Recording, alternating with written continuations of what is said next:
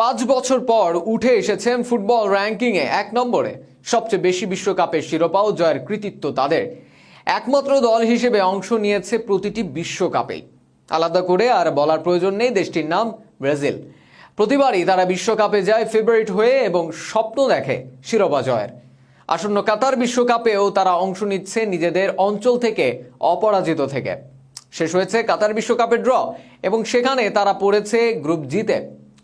অন্যান্য দলের বিবেচনায় অবশ্যই একটু হলেও সহজ গ্রুপে পড়েছে তারা, তা বলার অপেক্ষা রাখে না। গত বিশ্বকাপের 3 দলের 2টি রয়েছে এবারও তাদের গ্রুপে। ব্রাজিলের গ্রুপের বিস্তারিত থাকছে প্রতিবেদনের বাকি অংশে। বিশ্বকাপ বাছাইয়ে লাতিন অঞ্চল থেকে সবার আগে বিশ্বকাপে কোয়ালিফাই করে ব্রাজিল। এখনো পর্যন্ত 17 ম্যাচ খেলে হারেনি এক ম্যাচেও। র্যাঙ্কিংয়েও শীর্ষে উঠে এসেছে তারা। এবারের বিশ্বকাপ ড্র অনুষ্ঠিত হওয়ার দিনে তাদের অবস্থান ছিল পট এতে।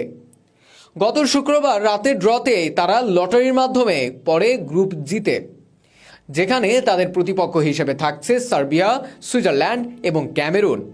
ব্রাজিলের গ্রুপটা অবশ্য তাদের প্রতিপক্ষ আর্জেন্টিনার তুলনায় একটু সহজই পড়েছে বলা যায়। যদি 2018 সালের রাশিয়া বিশ্বকাপে ব্রাজিলের গ্রুপের দিকে তাকানো হয় এবং এবারের কাতার বিশ্বকাপে তাদের গ্রুপের মধ্যে তুলনা করা হয়, তবে দেখা যাবে সেবার তারা ছিল গ্রুপ ইতে এবং এবার তারা আছে গ্রুপ জিতে। সেবার তাদের গ্রুপে থাকা বাকি 3 দল ছিল সার্বিয়া, সুইজারল্যান্ড এবং কোস্টারিকা। এবারও তাদের গ্রুপে আছে সার্বিয়া ও সুইজারল্যান্ড। শুধু কোস্টারিকার বদলে তাদের গ্রুপে এসেছে ক্যামেরুন। গত বিশ্বকাপে রাশিয়ার মাটিতে সার্বিয়াকে 2-0 গোলে হারালেও সুইজারল্যান্ডের সঙ্গে 1-1 গোলে ড্র করেছিল ব্রাজিল। ব্রাজিলের জন্য অবশ্য গ্রুপটা একটু সহজই হয়েছে, এটা বেশ অনুমান করা যায়। ব্রাজিলের বেশ কিছু গণমাধ্যম এবার স্বপ্নই দেখছে বিশ্বকাপের শিরোপা জয়ের। ড্রয়ের পর থেকে তাদের দেশি সংবাদ মাধ্যম সেভাবে নিজেদের নিয়ে লেখালেখি করছে। তবে সবার চোখে ব্রাজিলের গ্রুপ সহজ মনে হলেও ব্রাজিলের কোচ তিতে বলছেন ভিন্ন কথা। তার মতে সহজ বা কঠিন কিছুই না, সব গ্রুপই কঠিন।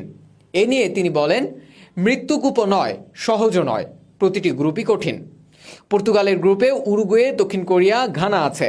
নিজেদের গ্রুপ প্রসঙ্গে তিনি বলেন, সবকিছু সেই 2018 সালের গ্রুপের মতোই, এবার শুধু কোস্টারিকা নেই। প্রতিপক্ষগুলো কেন কঠিন সেটাও ব্যক্ত করেন তিনি। নিজেদের গ্রুপে থাকা সার্বিয়ার ব্যাপারেও বলেন তিনি, ইউরোপিয়ান অঞ্চলের মূল বাছাই পর্বে পর্তুগালের মতো দলকে পেছনে ফেলে সরাসরি জায়গা করে নিয়েছে সার্বিয়া। সুইজারল্যান্ড এসেছে ইউরো চ্যাম্পিয়ন ইতালিকে টপকে। আলজেরিয়াকে হারিয়ে তাদের সঙ্গী হয়েছে ক্যামেরুন। সেগুলো বলতে ভোলেননি এই ব্রাজিলিয়ান কোচ। এ প্রসঙ্গে তিনি বলেন, মূল বাছাই পর্বে পর্তুগাল ও ইতালিকে পেছনে ফেলেছে সার্বিয়া ও সুইজারল্যান্ড। এছাড়া ক্যামেরুন আফ্রিকার খুব শক্তিশালী দল। বাস্তবতা অবশ্য সেটাই।